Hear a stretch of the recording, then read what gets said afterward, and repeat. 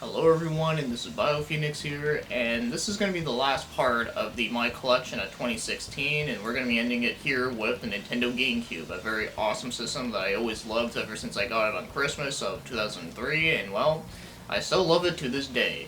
So either way, like I already said in my update video, I'm going to be ending it here. I was thinking about doing the Sega stuff and even some of the, like the Wii games, but I think I'm going to do that for next year, but either way, we're going to be ending it off with a really big favorite of mine, so either way, let's get this thing started. So the first one we got here is Animal Crossing, and this game is actually alright. I mean, it's not like my most favorite thing ever, but I do think it is enjoyable in small bursts. I mean, it's not one of those games I can play all the time, but whenever I do play it though, it's just one of those lighthearted games I can just easily forget about everything else, and of course it's one of those games that pretty much never ends, and it also pretty much knows like exactly like everything that you're doing. Like it knows like when you like reset your GameCube and get like Mr. Rossetti like bitching at you for like half an hour.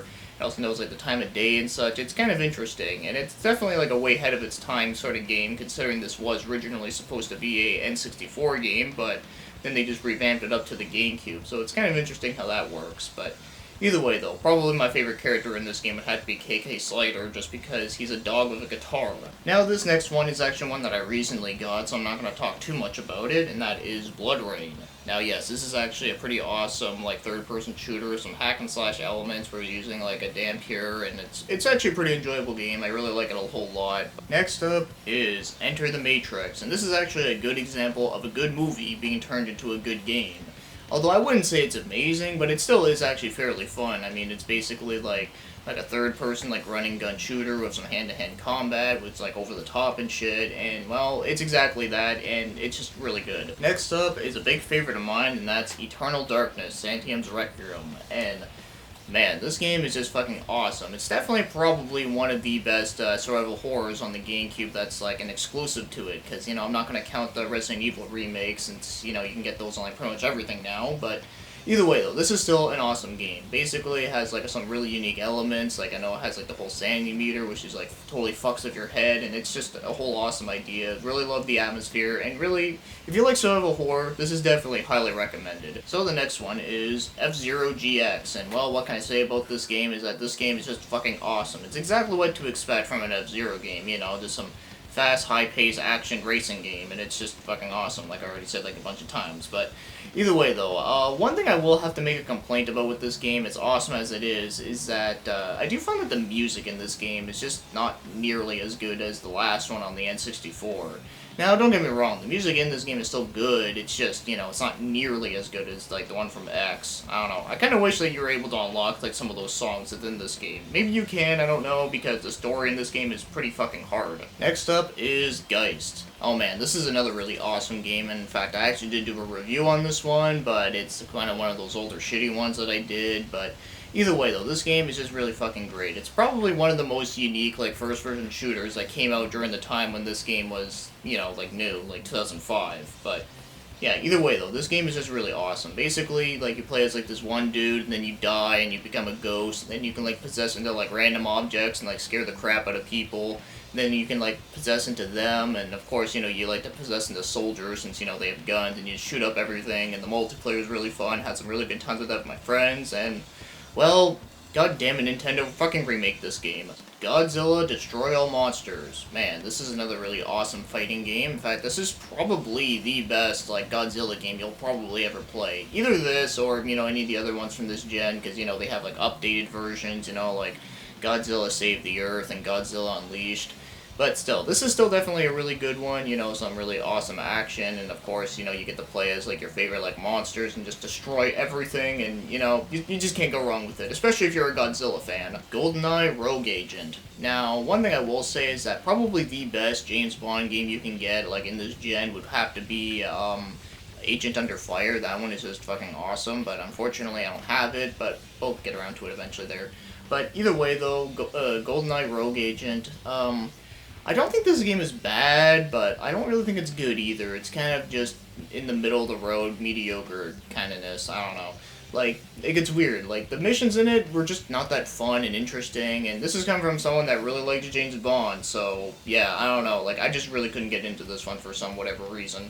Next up is Harvest Moon Magical Melodies. Now this is another series of games that I'm not like super huge into, but whenever I do play them, I do enjoy them for like a certain amount of time there. They're just like, they're just some of those games you can just relax to. You don't have to worry about like stupid shit, but either way, though, this is probably my favorite Harvest Moon game, and that's probably because this is the one I played the most out of. I don't know, there's just so many things about this game I just really liked a whole bunch. Now, the next game we got here is a weird one, and that is Killer 7. Now, this is a Suda51 game, so with that said, then yes, this game is pretty fucking weird, but is it at least good?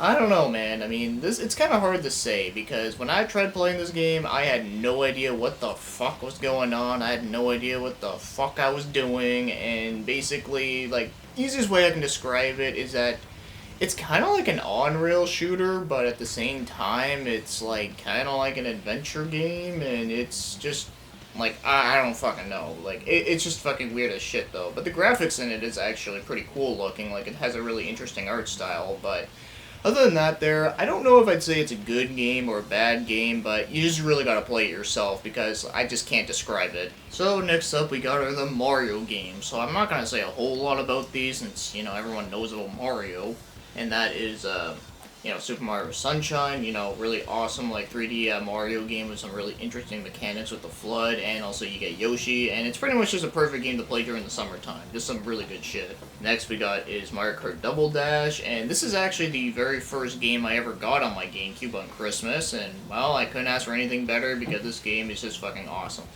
Mario Power Tennis.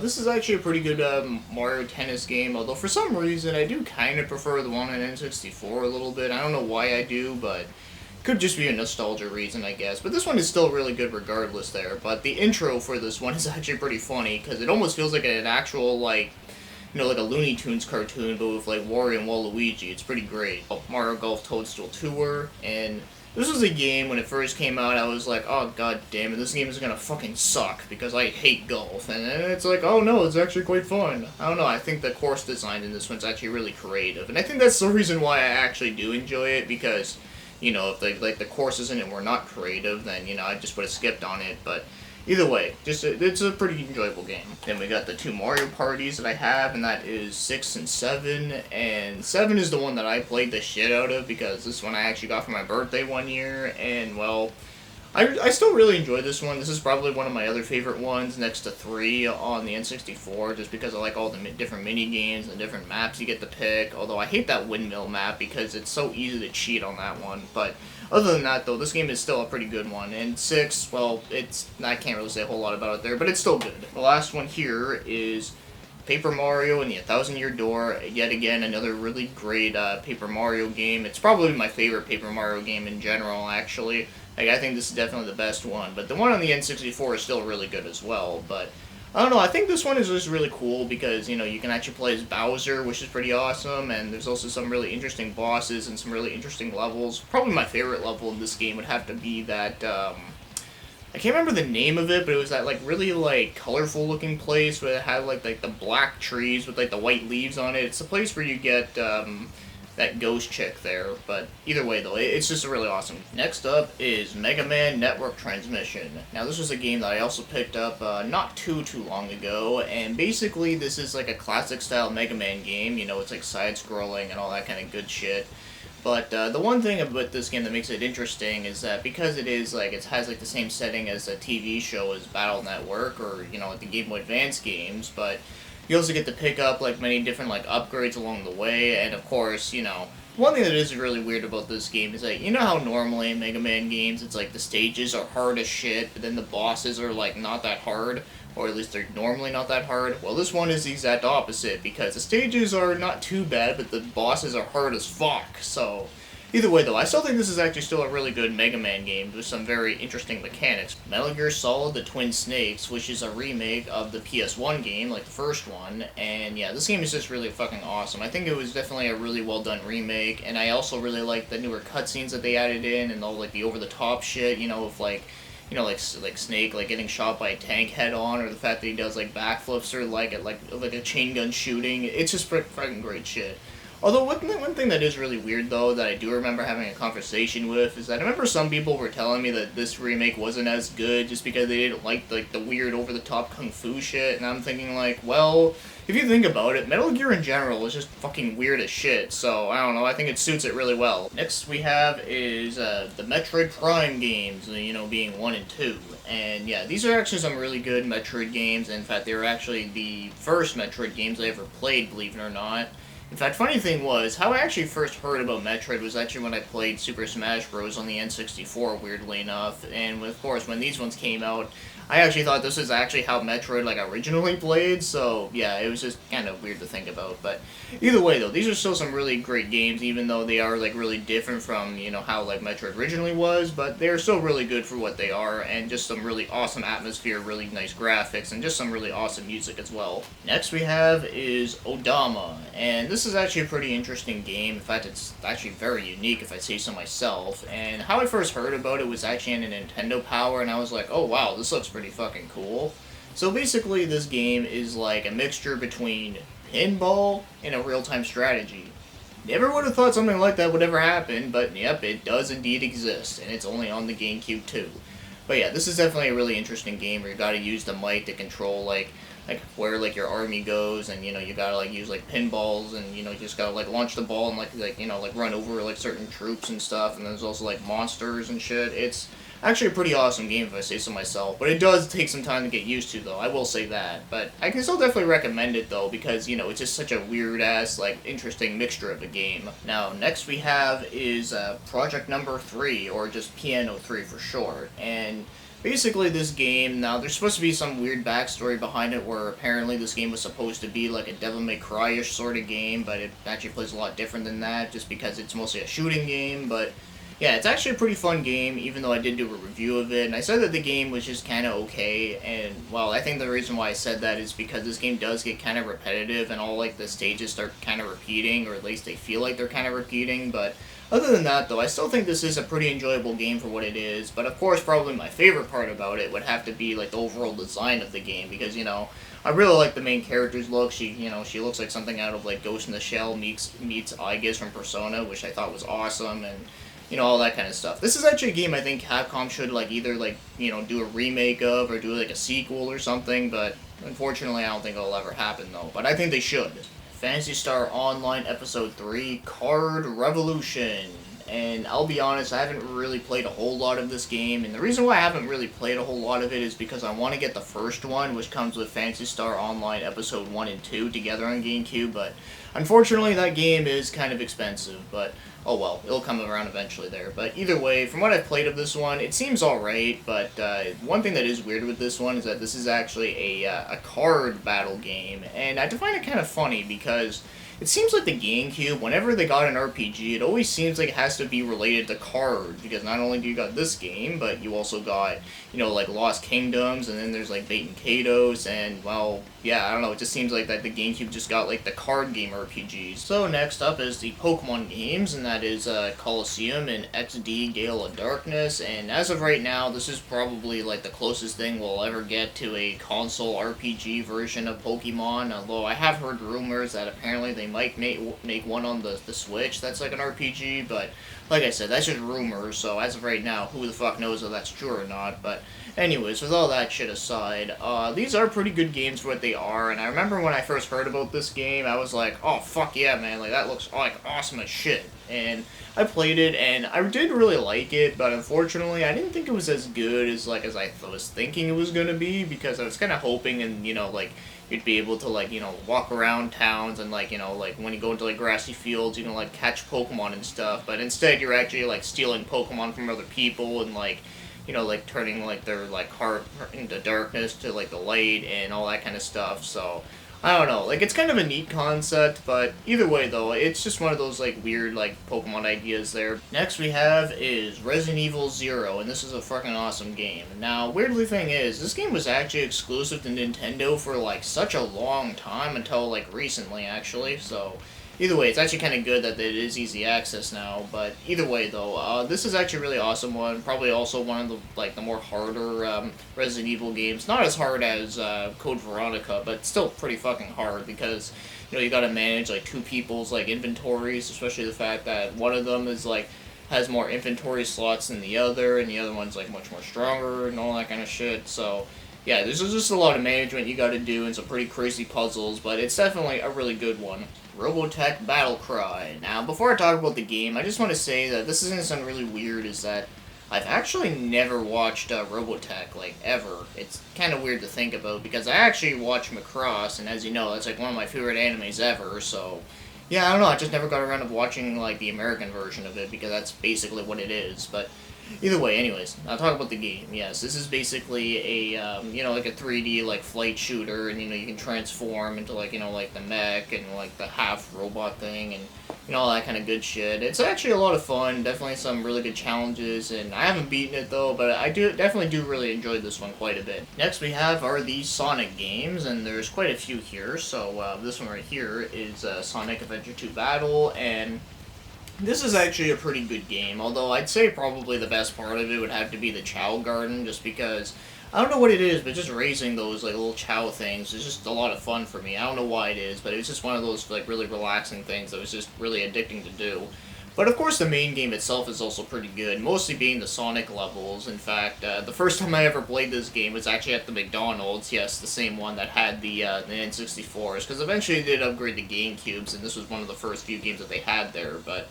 Yeah, actually, it's a pretty great one if I say so myself, but of course, it's not the best Sonic game ever, but I do like it for what it is. Next up is Sonic Heroes, and this is a game that a lot of people like to shit on, but honestly, I don't think it's that bad. I mean, the only issue I have with this game is the camera angles. Other than that, I think this game is actually pretty enjoyable for what it is, and I also like the fact that you get to play as like a bunch of different characters, because...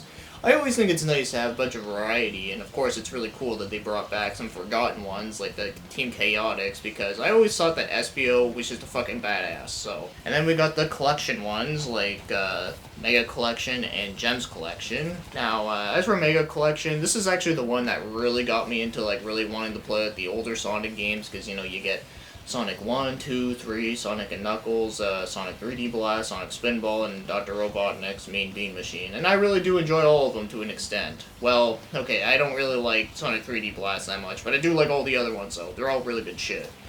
And then as for this one comes with some really interesting ones. It has Sonic CD, Sonic the Fighters, Sonic R, and some of the ones on the Game Gear, which I also do kind of like some of them. And lastly, well, second lastly, actually, is Sonic Riders, and I remember when I first heard about this game, I wasn't really sure what to think of it, but then I rented it, and I thought, this game is actually kind of fun. I mean, I don't know, I think it's actually pretty enjoyable. Now, sure, the story mode isn't, like, the greatest there, but, I don't know, I think it's actually a pretty decently fun game, if I say so myself. Shadow the Hedgehog. Now, before I talk about the game, I actually have a really funny story I think you guys might like, and that is that, I remember before this game came out, someone was telling me, saying, like, oh my god, like, they're gonna make a Sonic game of, like, Grand Theft Auto and, like, shooting people and shit, and I was like, dude, get the fuck out of here, like, no one's ever gonna believe that bullshit. Until, like, a couple months later, I saw a Nintendo Power magazine, and it was a cover of this game, and it said, like, and, it was, like, Shadow the Hedgehog with a gun, and I was thinking, like, well, fuck, they actually are gonna make that, aren't they? Well, actually, no, this game isn't actually a Grand Theft Auto game, obviously, but yeah, I don't know, I thought that story was fucking funny as shit at the time, but either way, this game is, well, okay. I don't think it's completely trash, but I don't really think it's good either. I mean, I think it's just kind of alright. I mean, I can pretty much tolerate this game, but of course, like, the story in this game just fucking sucks, but I think the gameplay itself is okay. It's just, like, I think it just could have been done better, because I do like the idea of, like, being able to, like, run around and just shoot, and, like, just shoot at things. I mean, I kind of like that, as weird as it is, but, yeah, obviously it just could have been done better, but, yeah, either way, this is just a weird fucking game. Next we have is Soul Calibur 2, and, well, this game is just fucking awesome. I mean, that's pretty much exactly what I said about the other Soul Calibur games that I own in my other collection videos, but yes, this one's also, like, one of my other favorite ones, and of course, the GameCube version is my favorite because you get fucking Link in it. I mean, that's fucking awesome. But, yeah, I really do wish, like, whenever they make, like, another Soul Calibur game and it'll be released on, like, the Nintendo Switch or something, I really do wish they would, you know, make, like, more, like, Nintendo characters into it. I just think that'd be great. Next up is, Splinter Cell Chaos Theory, and this is actually, like, my favorite one in the original trilogy, although I'd say that, Pandora Tomorrow is also really good as well. But yeah, this one's also just really fucking hard. I can never really get far into this game, but I always just really enjoyed it. And of course, it's just really fun to like fuck around in it too. But yeah, this game was also given to me by a good friend of mine on my birthday like many years ago. I just remembered that actually. But yeah, there's just some really good enjoyable times with this one. Also, one thing that always amused me is that if you look at the cover, you know, it's like him hanging upside down. Well, you can flip it upside down, and well, it looks like he's right side up. Star Fox Assault, and this game is just fucking awesome. I really love this one a whole lot. In fact, I'd say this one is actually pretty underrated for a Star Fox game, because it seems like not many people like to talk about this one much, because, okay, one thing I will admit is that, yes, the walking around parts, like the third-person shooter parts, are fucking, like, clunky and weird as shit, though, but like, you know, like the R-Wing parts are just fucking awesome. Like, that's like the best part of the game. Next up is Star Wars Rogue Leader, which is Rogue Squadron 2, and this is also a pretty awesome, like, flight shooter as well. In fact, I guess the GameCube had a lot of those, and they're all really fucking good, and this one included, but yes. I believe this is also a launch game too, if I remember correctly, but it was either launch or it was really close to the launch lineup, but I just can't remember. But either way, though, this is definitely a really awesome one. Next up is Super Bubble Pop, and this is a game I got a couple months ago, and this is actually a really fun game. This game is just really addicting. Basically, it's kind of like a mix between Bust-A-Move and Tetris, and well, it's just really awesome. I really love the music in the game, and it's also a game I just never really hear anyone talk about, but if you really do like that kind of stuff, then I can definitely recommend this one. So the next one here is a game that I played the shit out of. In fact, it's probably like the GameCube game I played the most, and you probably know what it is, but it's Super Smash Brothers Melee! And, okay, yeah, that was fucking stupid, but either way, though, this is actually just a fucking phenomenal game. There's not a whole lot I can say, but yeah, I just fucking love it a lot. So the next one we got here is Time Splitters 2, and I haven't played this game in like quite some time, so I can't remember like a whole lot of things about it though, but from what I do remember playing of it there, I do remember it being a whole lot of fun, so yeah, unfortunately I can't say a whole lot there, but if you do like first-person shooters and you got a GameCube, then this is definitely one you should definitely go try out and play. So the next one we got here is Yu-Gi-Oh! And the False-Bound Kingdoms, and oh, fuck, this game is fucking turds. Like, god damn it. Like, this is like the worst tactical RPG I ever played, and that's no joke. And yes, this is not an actual Yu-Gi-Oh! Related game. This is actually like a tactical RPG within a Yu-Gi-Oh! Setting. And at the time when I first played this, I was thinking, oh man, that looks awesome. But no, this game is not awesome at all. This game is fucking shit. And last but not least, we're going to be talking about the Zelda games. And this one right here is the Collector's Disc. This is the one that also came with my GameCube. So basically the first two games I got with it on Christmas that year was this game and Double Dash. And this game pretty much being a compilation disc of having the first one, the second Zelda on NES, and it also has Ocarina of Time and Majora's Mask, and a playable demo of Wind Waker, which is pretty cool. Although I was really like bummed out with the fact they didn't include Link to the Past, which I thought was kind of stupid of them to do, but you know, other than that though, I think this is still a really good collections disc. But yeah, they really just need fucking Link to the Past.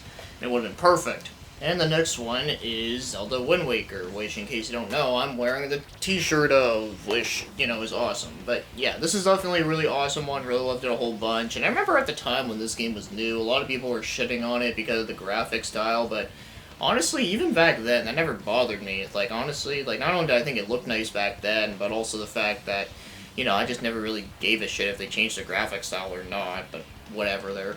Either way, though, I still think this is a really good one. I love, like, the whole, like, ocean thing of it there, and, yeah, it's just a really awesome one. And then this one is, Twilight Princess, and this is probably, like, my third favorite Zelda game of all time, in my personal opinion, just because, you know, it's basically, like, Ocarina of Time on, like, massive steroids, and it's just way fucking better, and, of course, you know, it has, like, the whole, like, creepy weirdness feel of, like, Majora's Mask, so pretty much it takes, like, the weirdness of Majora's Mask into Ocarina of Time, but like way fucking better, and I just love that whole bunch. It's basically like the best of both worlds, basically, to me. So that is all the GameCube games that I have of until 2016, and of course this is the last collection video they're going to be uploading for, well, probably until like next year or something, but either way, we'll see what happens until we get there, but anyway, so there's not a whole lot I can say here, but, you know, what are some of your favorite games on the GameCube, or what are some of your favorite memories with them, or anything like that? We'll just have some good old-time discussions, just like I say in, like, all the other collection videos that I've done, so anyways, so with that being said, thank you for watching and commenting, and have yourselves a great day.